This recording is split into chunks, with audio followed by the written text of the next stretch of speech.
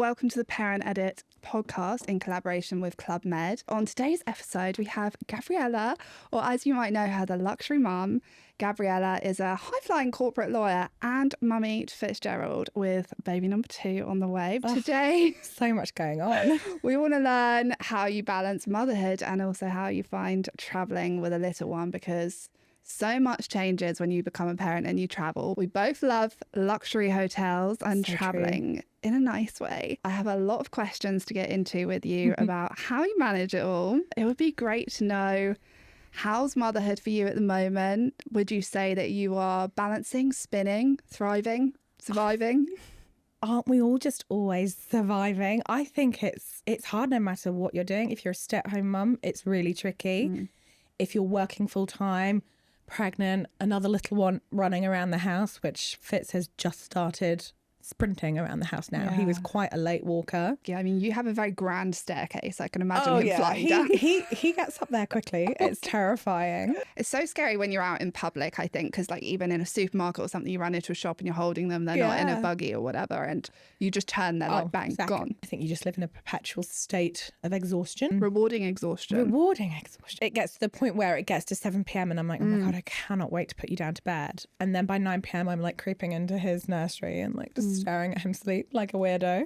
Best years of your life. Exactly. Don't forget, treasure every moment. It's true. That's what we're told, is we're trying to do everything. No. And then I end up like watching some like really cute TikTok video. These 2 girls doing a podcast and they were saying that she had a dream that she went back to her 30-year-old self and like I've seen this video going around. I was sobbing. I literally was sobbing. It got me in my pregnancy hormones and I was like, oh, now I have to enjoy every second. Also, it makes you want to immediately put your phone down and be like, how ludicrous and full circle is it that I'm consuming this content on my phone? Well, luckily, my daughter was in bed, so I couldn't really go wake her up and be like, we need to cherish this moment. I know. Even now, I'm only into this like 2 years, you know, I'm a rookie. I'm finding myself going, it goes really fast to people. But it does. It's like your wedding day, but like multiplied by a human. Yeah. You end up spending all of this time thinking about your wedding day and then it's literally over in a blink and you think, oh my goodness. And is that going to be the same thing? It is. They'll be 18 before we know it. It's one of the slowest, fastest experiences of your life, because I do remember the first year. I remember vividly kind of being emotional on her first birthday, because I was actually looking back saying, wow, that was like the hardest year of my life, quite honestly. Like, how did I get through that? But then 6 months on from that, suddenly things get easier and it goes really, really fast. I think when they start being able to like communicate with you a bit more, and we went through a phase where Fitz, for a good 5 months, every single toy was just a vestibule to be thrown. We didn't sit and play with anything. We were just throwing things. It was carnage. Yeah. And now that he's just that little bit older, a little bit more able to kind of respond, react, he's still not talking loads, but he's got like the odd word here and there and he understands everything you say. It's game changing, isn't it? So much easier. You feel like you're living your life with another little person rather than just a carer, which the fact that you can already feel like that when they're still so young, I can't imagine what it feels like when you're hanging out with your 8 or 10-year-old. Oh, that blows my mind. I'm like, I'm actually going to be able to play Uno with you around the pool. Like, I'm not going to have to beg Mark to play a card game with me. I'll have a little card game player with me. And so how do you think that's shaping your kind of attitude going into number 2? Would you say there's certain things that you're going to slow down, cherish a bit more? Is there anything that you feel immediately like, I will do that differently? I think I will try and enjoy the newborn bubble a bit more. I think you just feel like you're in fight or flight mode first time round. And that's coming from someone who I consider myself fairly chilled with parenting. I was pretty like calm and relaxed about stuff. Yeah. Whereas I think now I'll be like, okay, that bit is the easy bit. I don't know whether you've done this in your second pregnancy, where you look back at the newborn photos and you think, how were you ever that small? Yeah, I mean, also the weight of them. Yeah. I held a baby that was 9 months the other day and I thought, God, you are light. Yeah. They're like units now, and like they sit them on your hip and you're like, oh goodness. My wild ride carrier, I'm just using it constantly. It saves your hips. Yes. Speaking about moving kids that are a challenge.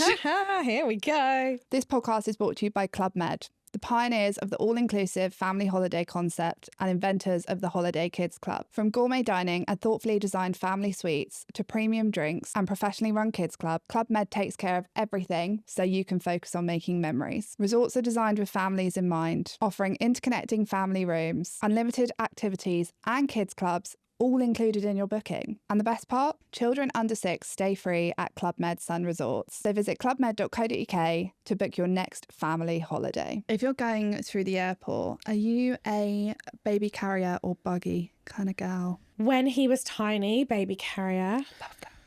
Loved it. Lived in it. Then you can stash all your bags in the buggy. Okay, Obviously. so take the buggy as well. Take the buggy as well. Take a yo-yo, take a foldy one. Mainly because I don't trust it going into the hold. No, I've never put anything in the hold. No. But I don't travel with car seats, and I know a lot of people who do, and I completely understand that. Yes. And if I was organised enough to buy one just for travel, I would. Then do just it. not taking my everyday one. I am all for travelling with your car seat, but car seat safety is something I feel very strongly about. Yes. Also, you can pad out that car seat. Extra storage space. With nappies and all sorts of other stuff, so they don't weigh that car seat. Yes. You can always just sneak a few things in there. So as well as the additional storage that you get travelling with children, I would say that I didn't realise that actually there is a lot about travelling. We're talking kind of aeroplanes here. There's a lot that is set up for children. Yes. You've got the family line of security. Honestly, it's a dream. And when you get it in a return airport that you didn't expect, that's even more bonus. You can sometimes skip hours and hours of queues, which you wouldn't want to be in with a kind of aggy, overtired, overstimulated child. Amazing. And you just zip on through. Zoom on through. I remember me and Mark looking at each other the first time that it happened, and we were like, let's just have 1 million babies. Yeah, my husband said that the other day, just coming back through security at Gatwick. He said, we need children just forever. 5 children. Just a little like Von Trapp family behind me. Yeah. Was motherhood always on the trajectory for you? Was it something that came up on you quite quickly? Did you literally wake up one morning and have an epiphany, or was this always going to be your life? I think I always wanted children.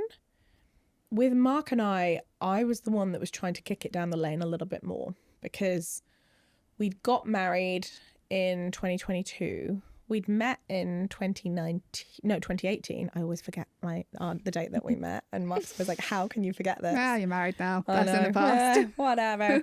So we only had really 2019 where we did a full kind of year of going on the odd holiday. Coupling. Yeah. Getting married at the end, August 2022.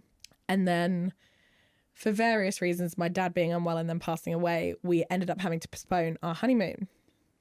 So Mark had said, I will rebook this honeymoon. We're going to go to the Maldives, but you've got to get your coil taken out. We're going for it. And I was like, okay, fine. Brilliant. Thinking I've been on birth control for however many years. It's going to take a year. It's going to take forever. I had initially said to Mark, I was like, can we, like maybe a year or two? Let's do it in a year or two. And he was like, no, we're doing it now. And Bold. I don't think he fully understood how what we were about to be doing. Yeah, no. First month, he's pregnant. Me. And obviously we wouldn't change it, but I do not think he went into parenthood with his eyes fully open. But I'm now very glad we did do the timing that we did. Yes. But it does change. It changes everything, doesn't it? Really, it changes your relationship. It changes how you travel. It changes how you just life. So flying with children is an experience. It is. It is. I am very much in the camp that I don't like to demonise it, because No. I think people can make it something it's not. Like 100%. it's a tough day, but you have tough days in your home. It's true, and it completely depends on the child as well. For and sure. also, I think a little bit the parents. I think if you're a bit more easygoing, then that passes down slightly. And I think the key thing is to not be embarrassed. Your child's going to cry. People are used to kids crying on planes. Obviously, it's annoying. Everyone sits there thinking, oh, God. But stick a headphone in. We're all adults. Like, we know that, their ears might be hurting or something else. But I do think that having travelled quite a lot with Fitz at the very start of his life, because Mark, my husband, was very lucky to be in a position where he had 3 months paternity leave. Wow. So we thought, let's let's go places. Make the most of it. Why wouldn't we? Yeah. So we went back to the Maldives, that was our first stop on our grand tour. Go big. I know. I like it. Straight back to where we'd been to our honeymoon pretty much the year earlier. Wow. And Fitz pretty much slept the entire flight in his artapop. Like the first flight, which I think was to Dubai, slept straight through it, which was amazing. And I can imagine you were very stressed before that flight. Yeah. Like, how's this going to go? I did 16 weeks and we went to Mauritius and everyone told me I was mad. Like, what do you mean you're going that far? And I said, I was getting a bit, I think, worried because other people were telling me, oh, it's going to be so bad. Same thing. I mean, she slept on my boob. Yeah. But she didn't really get off for the whole time. Yeah. But the people behind me got off and said, I didn't know you had a child with you. I give my left arm to go through that again.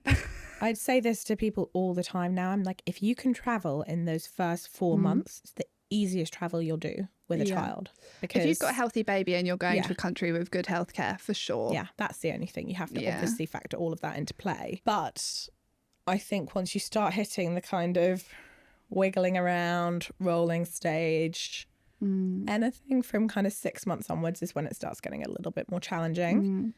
Because they obviously want to be looking around, they want to be moving, they want to be up, down, here, there and everywhere. Also, they still need a good amount of sleep. And you know about it if they miss those sleeps, then that's quite hard to navigate, I think. Know about it. You've got to have a flexible sleeper. And I hate to be that person, but he's a really good sleeper. He is. I hate to hear it. He wakes up so early in the mornings, but he goes down like a light, which was what we experienced on our recent flight coming back home from our holiday a couple of weeks ago.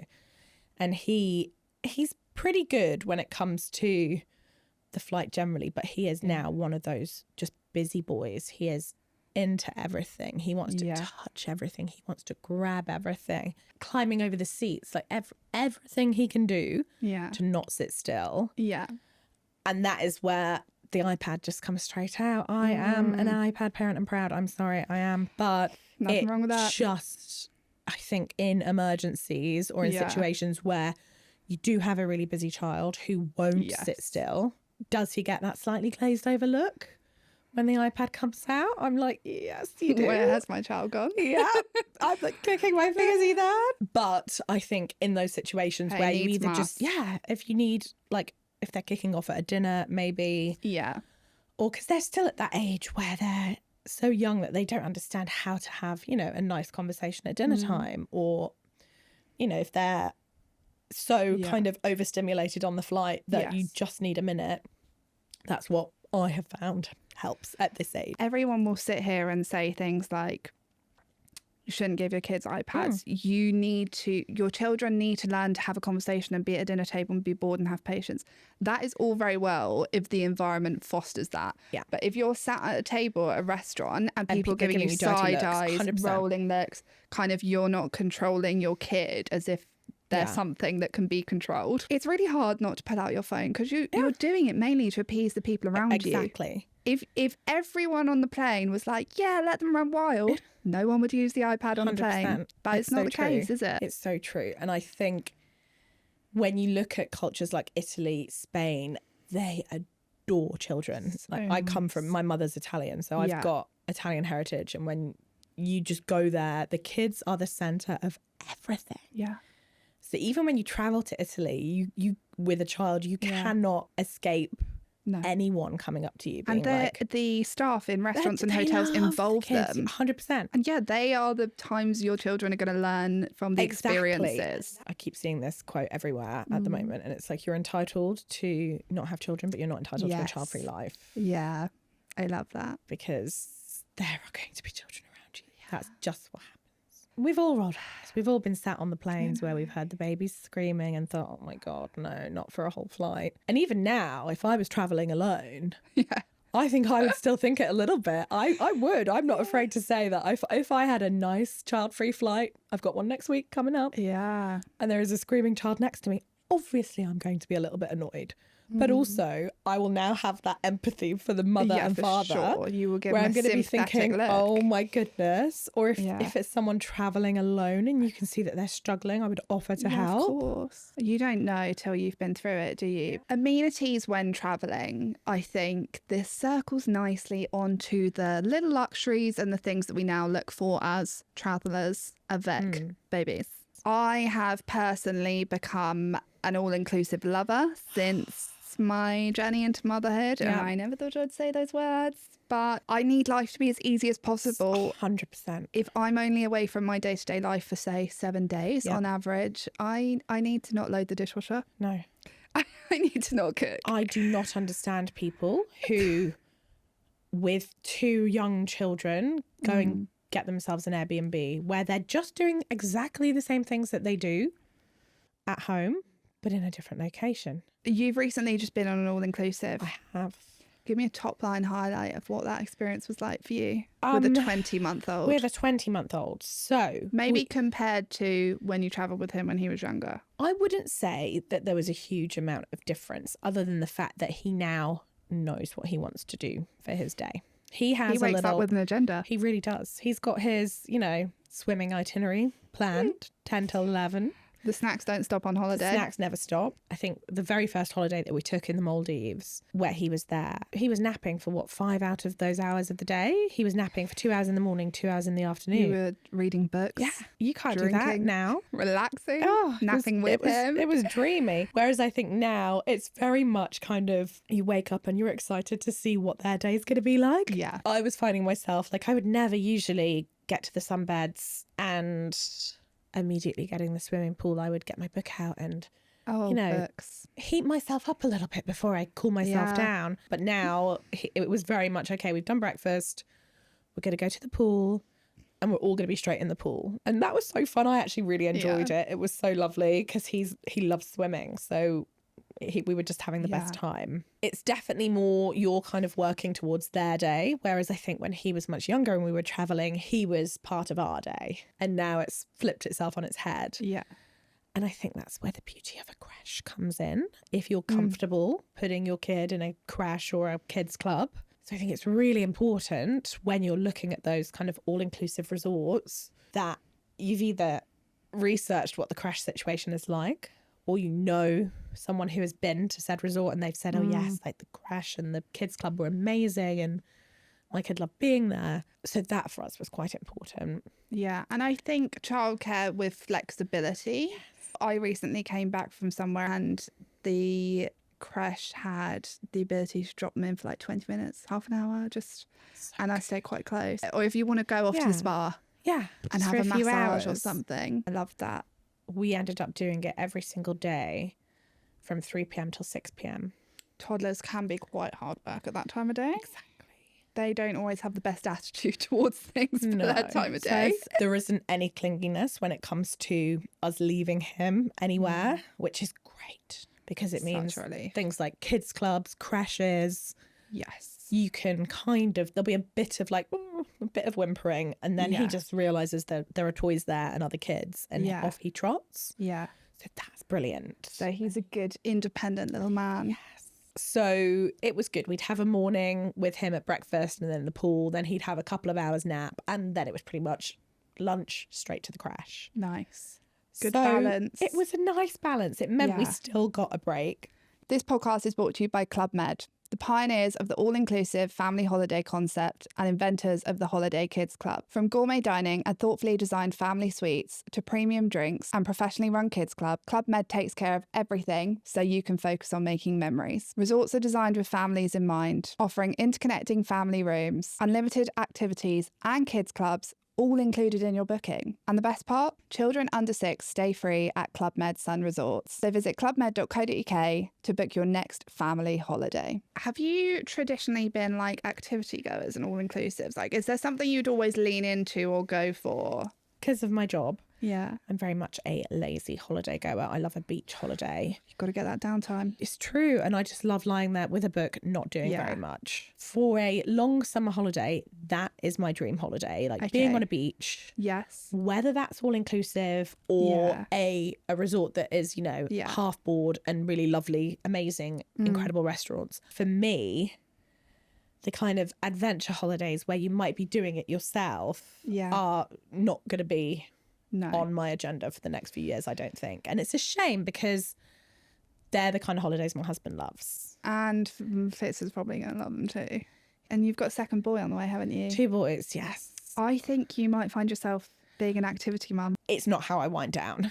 No. And I think when we first had Fitz and we decided to do the Maldives and Dubai, Mark was a bit like, oh God, this could be really boring for me. And then actually he was like, oh no, I needed this. I needed just the break and the sitting and the reading my book. However, I grew up skiing. And so I would love the boys to learn how to ski. Absolutely. Does Mark ski? Mark skis.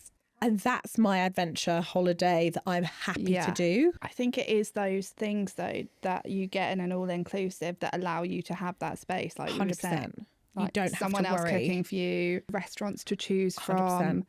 When the kids are of a certain age, activities they can run off and do. They can learn so much from the activities put on at these places, and they can come back having this really enriched experience. Exactly. I mean, mind you, I think I was always one of those people that ran away from kids club. My poor parents must have been like, give me a break. I don't ever remember going to one, you know. I think I was always just with my mum. Yeah. I feel bad now. I'm like, sorry, Fitz, off to the crash you go. No, but I also think maybe it's come on a lot since we were kids. And most places you go have global recognised bodies of care within their own kind of crash or kids club activities. Do you have any tips for parents watching this who are about to travel with a newborn or like a young child, maybe their first time travelling? So non-negotiable, I think you have to kind of learn yourself a little bit, because I had so many friends who have older kids who were like, you don't need half the stuff that you're taking. You just won't need it. But did I pack it anyway? Yeah. Absolutely. I packed a portable steriliser. I packed a milk bottle warmer. I was packing everything. I took it all with us. Like, to be fair, we used quite a lot of it, but it all came. And I think that was mainly for my peace of mind. But now I would say that most all-inclusives I've been to have had way more than I would expect. 100%. Like a baby changing mat, the right cot, you can ask for the kind of next to me ones or the full size ones. Even like the Tommy Tippy nappy bins, they will be in the room for you. They are well set up. So they definitely have more than you would expect. They do. And also I think a lot of hotels now you find, you know, if you're staying in a lovely luxury hotel that has lovely toiletries for mum and dad, they also then have baby-specific toiletries. Or they have prams in the resort. Prams in the resort. So it's definitely worth checking, I think, yeah, where you book, what they offer, because I think 100%. you'd be surprised. I'm taking from this that you're probably an overpacker. Mm-hmm. It's always my case. It's 27 kilos. It's not Mark's. Always. But it's okay because our husband's fat light, so it evens itself out, doesn't it? And then you do get good luggage allowance for travelling with kids. It's true. Then you get an extra bag if they're under 2 on the plane. And the other great thing is now that when you're travelling through security, you can like take their liquids, can't you? Yes, because they put it in like what looks like a printer. I ended up taking a lot of the pre-made Aptamil because we combi fed. It's a lot of admin. It's so much admin. It's so much easier if you just did full breastfeeding. Yeah, well, I did that and then she wouldn't take bottles. So I don't know. I quite like the idea of combi. That's the exact reason why I did combi. But I said to myself, right, I'm going to just buy up all of these Aptamil bottles. So if the worst thing happens, and again, it's that situation where you're like, well, what if I'm delayed for 24 hours and my boobs stop working? We're circling in the air for 10 hours. Yeah. So I ended up like just stashing them all in his nappy bag. And my mum was like, well, you can't take all of those, surely. And I was like, no, they scan them now. It's a miracle. What is your lasting piece of advice to give to a parent that's about to travel with children or thinking about booking their next holiday? I think my number one piece of advice is don't be scared to do it when they're really young, because actually that's the easiest time. Like 6 weeks. Yeah. Beautiful. Don't be worry. Scared. Obviously, you have to be in the position where, you know, your mum and baby are both healthy. But if you are in that fortunate position, crack on. Just do it. Book the holiday. Don't be worried about it, because free seat.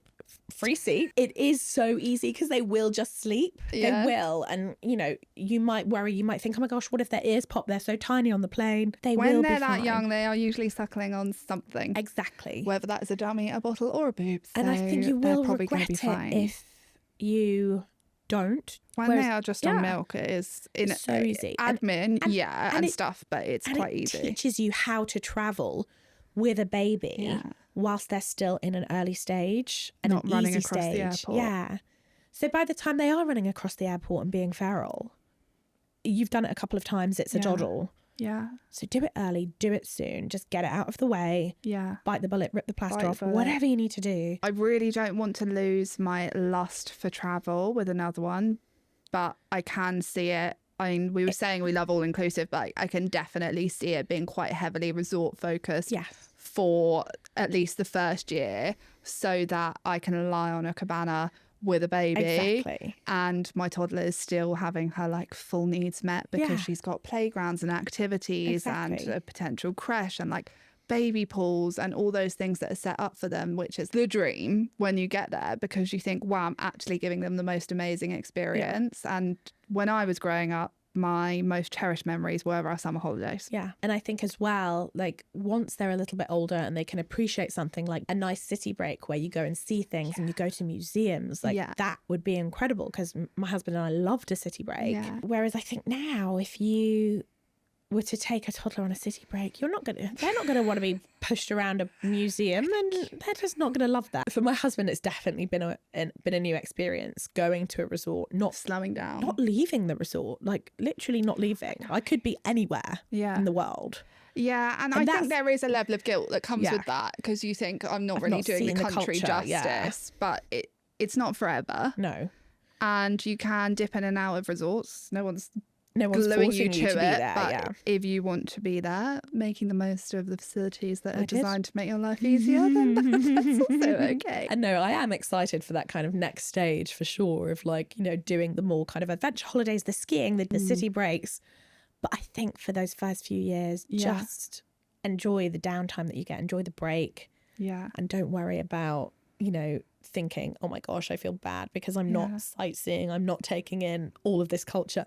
You're also looking after a tiny human and taking them to a completely different country in the heat, more than likely. And life is hard enough. Yeah, let's not make it harder. It's really pretty hard at home most of the time. Lean into your kind of all-inclusive, your resort era. Yeah, lean in. I mean, I was always in that era anyway, so you don't have to twist my arm. I don't intend on leaving that era. I never left it. I just moved there with a child. Take the rest where you can get it. Enjoy the all-inclusive. And I think we would agree that our advice is just take it easy when possible. Enjoy yourself and get on that first holiday early. Get on that first holiday early and don't be scared, for sure. It will be fine. The memories are amazing. So my true. favourite photos to look back at. Thank you so much. Thank you for having me. It's been special. So lovely to it's talk. It's been nice to bond over baby too. I'm so excited to see what's next on for you. leave together. I definitely am going to cherish the first newborn stage again. So I think I might do that, you know, where it's like 4 weeks in the bed, 4 weeks on the bed, 4 weeks around the bed. I was like, sounds dreamy. I'd love to know how you pull that off.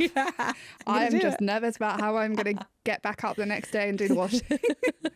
We'll leave it there. Thank you so much for watching the Parent Edit Club Med podcast, and hopefully you can follow, subscribe, like, share. Follow Gabriella at The Luxury Mum. She has the most amazing handbag collection, if that's what you're into. And her daily blogs with Fitz are comedy genius. So thank you so much for joining us. Thanks so much for having me. This was so much fun.